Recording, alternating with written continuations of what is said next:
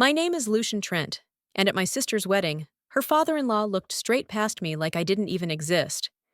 He brushed by without a nod, without a glance, just that air of quiet dismissal that men like him have spent a lifetime perfecting. I stood there in a tailored suit, drink in hand, knowing something he didn't.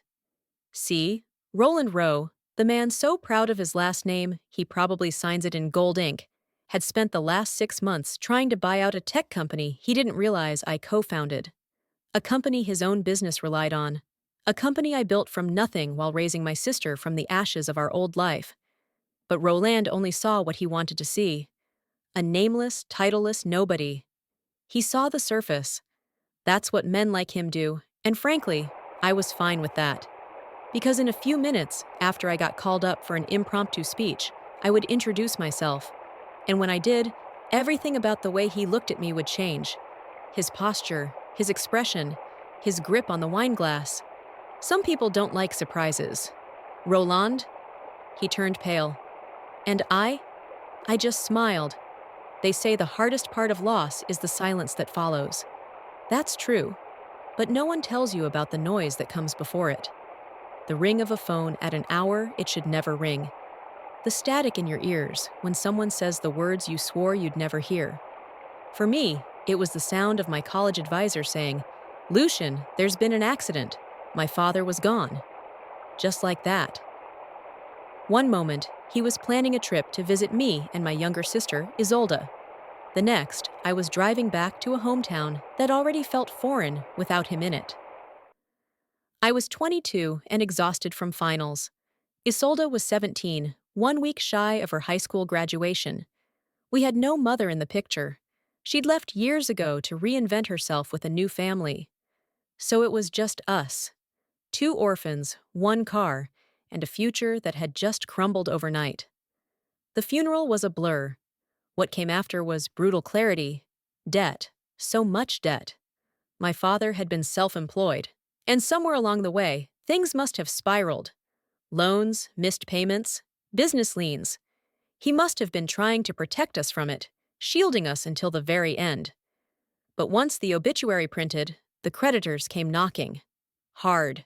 They took everything, the house, the car, his workshop. All we had left was the small suitcase of clothes I'd packed for spring break. My scholarship covered tuition.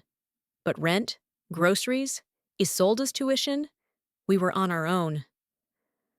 That night, after the last relative left and the door clicked shut, I remember sitting on the floor with Isolde.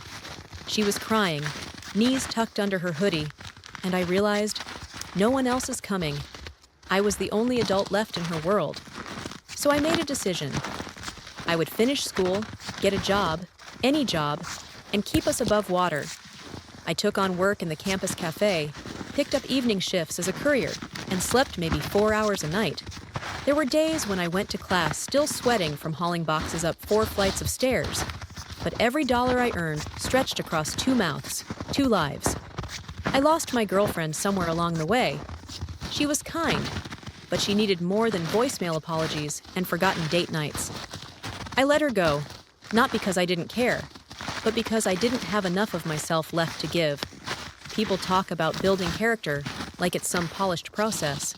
Mine was forged in overdraft fees and bus transfers. It was built when I looked at my little sister and knew she still deserved a future, even if I had to burn mine to light the path. After graduation, I didn't celebrate. There was no cap toss, no party photos, just a quiet sigh and a job offer at a mid-sized firm doing back-end operations. It wasn't glamorous, but it paid, and that was enough. I moved us into a modest 1-bedroom apartment. Isolde took the bedroom. I took the couch. She started community college while I juggled spreadsheets and client calls. Every night, I cooked us dinner, even if dinner was just rice and eggs. And on weekends, I caught up on sleep and broken shifts. But even in that grind, I kept one eye on the future. I enrolled in online courses, marketing, automation systems, SaaS platforms, anything that could sharpen my skills. I didn't know what opportunity would come, but I swore I'd be ready when it did. It came one rainy Thursday evening. I got a message from Felix Marine, An old classmate who remembered my business instincts. He and another friend were building a tech tool for automating back-end systems. He needed someone who could handle operations and pitch to early clients. I was hesitant. It sounded unstable, but it also sounded alive. And I hadn't felt alive in years. So I said yes. My life split in two. From 8 to 5, I wore slacks and answered to middle managers. From 7 p.m. to 2 a.m., I lived in codebases, flowcharts, and pitch decks with Felix. We built out of coffee shops and borrowed server space. Some nights, I passed out with my laptop still glowing on my chest. Money was tight. Arguments happened. One of our co-founders left after a brutal 6-month dry spell. Felix and I stayed. Barely. Then came the breakthrough. A corporate client piloted our tool and slashed their processing time by 40%. They told 3 others. Suddenly, we had demos booked, inboxes flooded, and feedback loops we barely had time to process. A review on a major tech blog gave us our first real wave of inbound interest. But even then, I didn't quit my day job. I'd learned too early how fragile stability could be. I saved every spare cent. I handled customer service tickets, invoicing, and system bugs in between lunch breaks and late nights. Felix became the public face. He networked, smiled at cameras, gave TEDx talks. I was the man behind the curtain. And I liked it that way. Because while others chased titles and LinkedIn clout, I chased something else.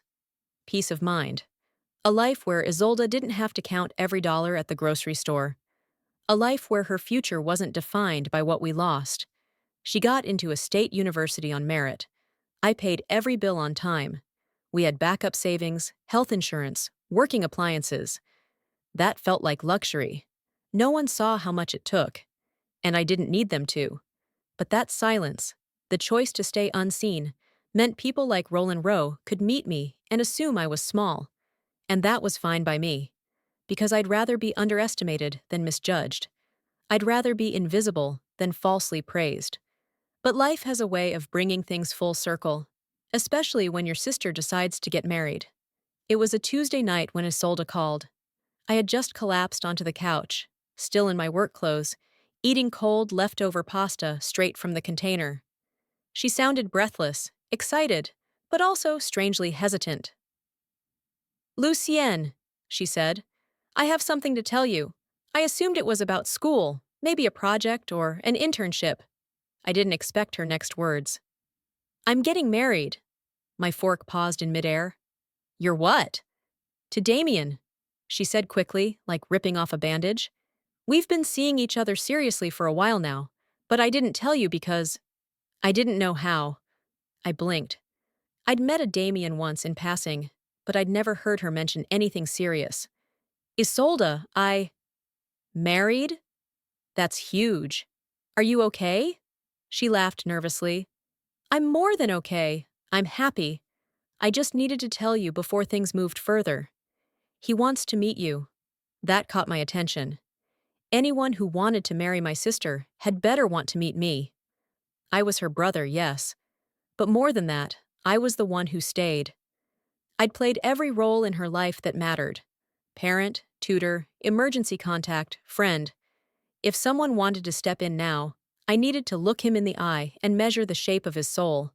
We arranged to meet that Friday. Just a casual dinner, nothing formal. I offered to cook. I still remember opening the door and seeing Damien standing there, flowers in one hand, a bottle of wine in the other, and a grin that tried a little too hard. Something about him felt familiar. We exchanged pleasantries, sat down, and talked. He was polite, well-spoken, clearly adored my sister. But there was something in his last name that tugged at me. "Rowe?" I said aloud, turning it over in my head like a coin. "Any relation to Roland Rowe?" He paused for a fraction of a second too long. "He's my father." That's when it clicked. Roland Rowe was one of our biggest enterprise clients. Not just that. He'd been actively trying to acquire our platform for months. His emails always came laced with thinly veiled offers, the kind that suggested he thought he was doing us a favor by showing interest. He was a businessman through and through, sharp suits, sharper tone, and a reputation for crushing partnerships just to own the scraps. He was all over the industry blogs. He wasn't evil, just dismissive, transactional. And now, here I was, sitting across the table from his son. I kept my face neutral, my tone even. I didn't mention the company, didn't bring up business at all. This was about Isolde. If Damien was decent, I'd find a way to make peace with the rest. Later that night, Isolde pulled me aside in the kitchen. You went quiet for a while there. Everything okay? I nodded. I'm just surprised. You really love him? I do, she said. He's not like his father, Lucien. He's kind, steady. He listens. I studied her face. She wasn't pleading. She was glowing, and she never glowed easily. Okay, I said at last. Then I'm in your corner. Weeks passed. Wedding planning took over her life. I offered to help where I could, but kept my distance from the formalities until the family meet and greet. It was held at an upscale country club, all white tablecloths and waitstaff in black vests. Isolde asked me to attend, and I said yes, more for her than for them. I met Roland face to face that day. The moment I walked into the room, his eyes found me. He took me in quickly, shoes, suit, posture, before looking away. When we were formally introduced, he offered a limp handshake and said, "Oh, you're just her brother." I assumed her father would be here. I stared at him. Our father passed away a long time ago. He gave the briefest nod of acknowledgement before moving on. Then came the inevitable question. What is it that you do, again? There it was, that investor instinct sniffing out pedigree. I work corporate, I said. True, in a sense. He didn't hide his disinterest. Didn't even try. And that was fine. I didn't come to impress him. But part of me, a small part I usually kept buried, whispered, "You'll regret that." I told Felix about the encounter later that night. He just laughed and said, "The universe has a weird sense of humor." The weeks flew by, and soon the wedding day arrived. Isolde looked radiant. The kind of beauty that didn't just come from the dress or the makeup. It came from knowing you were loved and loving back without fear. She gripped my hand before walking down the aisle and whispered, "Thank you for everything." I just smiled. At the reception, I stayed out of the spotlight, chatting quietly with guests. Then I saw Roland approach with two other men. He walked past me, again. Didn't even pause. It was deliberate, calculated, and I felt nothing but quiet certainty. He still didn't know who I was. Not really. But he was about to find out. I wasn't planning to speak. There was no note in the program, no cue for a brother of the bride speech. I'd already played my role, walked Isolde down the aisle, stood tall in family photos, raised my glass during toasts. That was enough. I didn't need the spotlight, but someone must have added my name to the speaker list. A member of the catering staff tapped me on the shoulder and said, "You're next, 2 minutes." I blinked. Next for what? She gestured toward the stage. Speech. The mic's ready. I could have declined. Should have, maybe. But something in me, some mix of fatigue, pride, and memory, told me not to. This was my sister's wedding. The closest thing I had to a daughter was entering a new life. And the room still didn't know who I was. So I stood, buttoned my jacket, and walked to the front of the room. "Good evening," I began, my voice steady. "My name is Lucian Trent. I'm Isolde's brother." That caught their attention, I continued.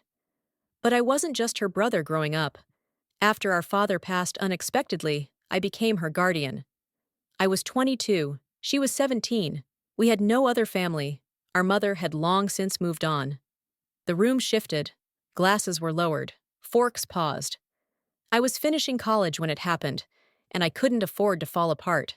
Not when she needed food, a roof, tuition. So I worked. Day shifts, night shifts, weekends. I slept less than I'd like to admit. I lost friends. I lost someone I loved. I glanced at Isolde. She was already crying. But we made it, I said softly. She made it because she's brilliant and brave, and has a heart that forgave me for the moments I wasn't enough.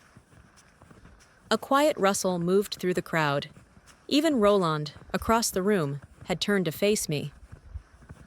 I also want to say this, I added, my voice lifting just a bit.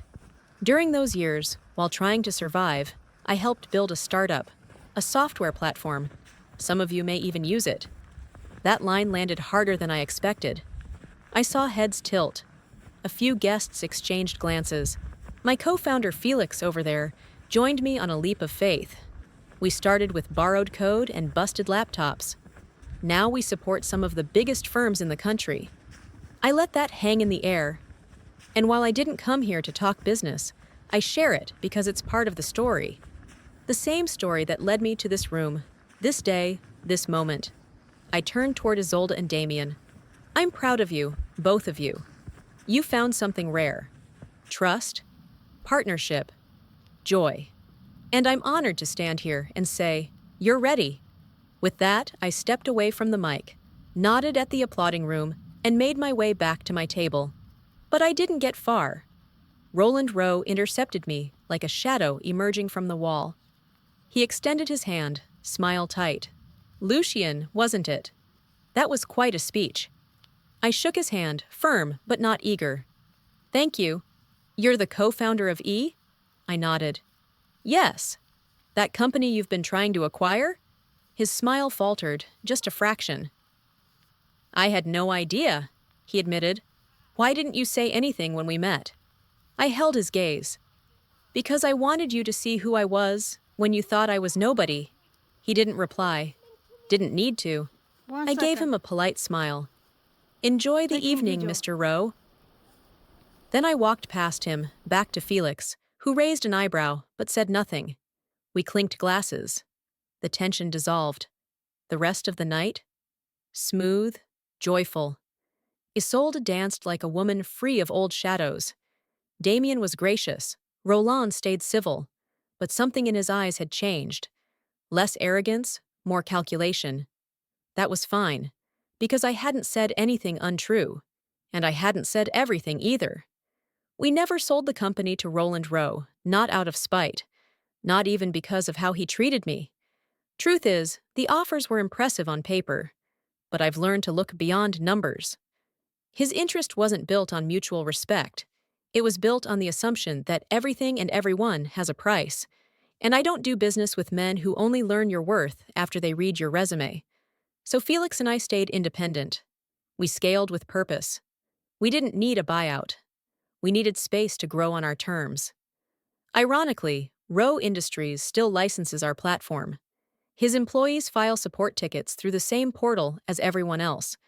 We respond quickly, professionally, always polite, never personal, strictly business. Damien never brought it up. He respects boundaries.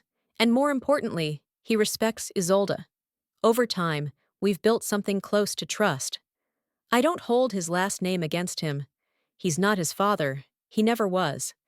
Isolde is thriving. She has peace in her life now. Real peace. She teaches, gardens, volunteers on weekends. And she smiles in a way she didn't when we were younger, when everything felt like it might fall apart any second. That smile is what I fought for. That's the return on my investment. Sometimes people still assume I'm just the guy in the background, quiet, unremarkable. And I let them think that, because I know the truth. The ones who dismiss you when you're silent are the same ones who will scramble to respect you once someone announces your title. But by then, their respect means nothing. True respect shows up when no one's watching. It's not a reaction, it's a choice. Roland's biggest mistake wasn't underestimating me. It was assuming that being unseen meant being unimportant. But I've never needed the spotlight. All I needed was to know that my sister would be okay. And now she is. That's more than enough for me. If there's one thing this whole journey has taught me, it's this. You don't rise by being loud, by forcing people to see you. You rise by standing firm in who you are. Quietly, steadily, and with dignity. When people finally notice, let it be on your terms, not theirs. Because at the end of the day, what matters most, isn't who applauds you, it's who you protected while no one was watching.